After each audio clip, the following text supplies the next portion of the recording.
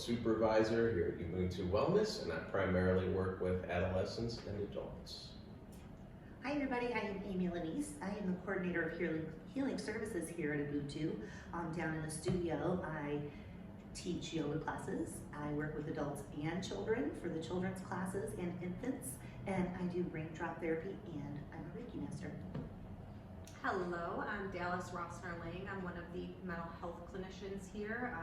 My primary role is working with children, adolescents, and adults struggling with mostly depression, anxiety, and trauma.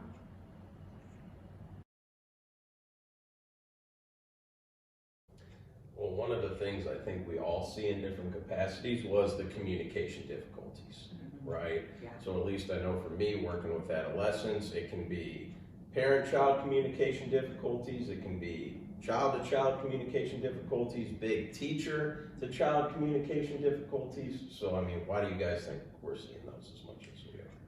Well, I think part of it is screen time, and the kids just aren't communicating with each other enough. They're here, they're doing this, they have time to, erase an answer and go back to it and answer it again. But when they're right in front of somebody and they ask a question, like we were talking earlier, you said that it is stress provoking when somebody asks you a question and you need the answer now. Yeah. And kids just aren't having that opportunity enough, I think, to have a reciprocal conversation with people. And I would say that goes for adults as well. So a lot of the stuff that kids need to learn is coming from modeling, from parents, teachers, any kind of coaches, caregivers. And even if parents have the skills, we live in such a fast-paced environment right now that we're not sitting down and having those long dinner table conversations much anymore. Right. And then part of it too is understanding what you're trying to communicate, that insight of what am I feeling and what am I supposed to do with this information.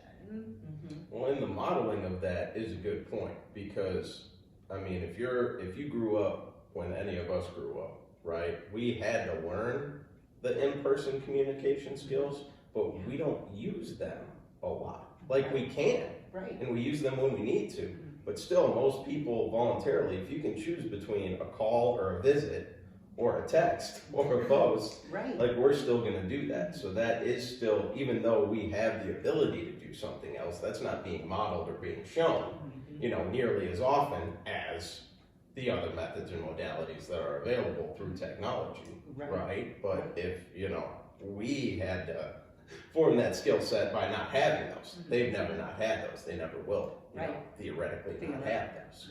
And a lot of people have the idea that they're supporting their kids, and we absolutely, do our best to help our kids in a lot of situations. I think some of it is, are we helping them in that moment, or are we hindering them by taking over a problem? So we have some of those communication skills. Are you teaching the kids these skills to implement on their own, or are you going to the teacher? Are you going to the coach? Are you having these conversations for the kids instead of supporting them through the conversation? Right. I agree. And you mentioned earlier the dinner time conversation. It is a fast-paced society. We're rushing through everything. We don't have time to sit down and have dinner, and when we do, as adults, we're even checking our phones and we're doing this or we're doing that at the dinner table. So we're not having those conversations with our kids. So I think it's just important to focus in on modeling a little bit, modeling it appropriately, and taking a little step back. And I think going back to the screen time, part of it is definitely the fast pace portion of things. Everything through school, work is a lot online too.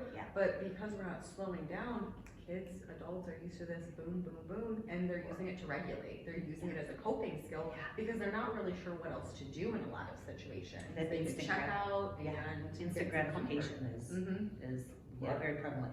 Well, like you said, it's a balance too between modeling and do it yourself.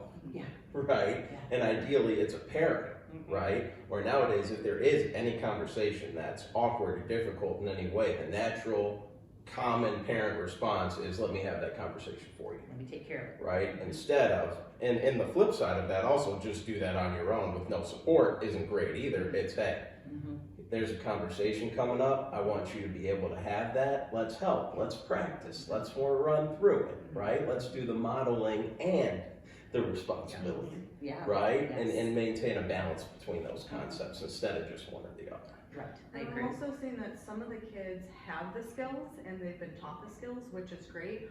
But then because the other party involved in that conversation doesn't have the Right. skills, they're not really sure what to do with that Right. in a lot of situations. Or they start personalizing it and they try to, fix the friend's problem, or they get nervous about hurting somebody's feelings and stuff like that, versus trying to maybe teach the friend their skills, even though that's not their responsibility. But as friends, teach our other friends things too. So it's a good opportunity. Yeah, yes, absolutely.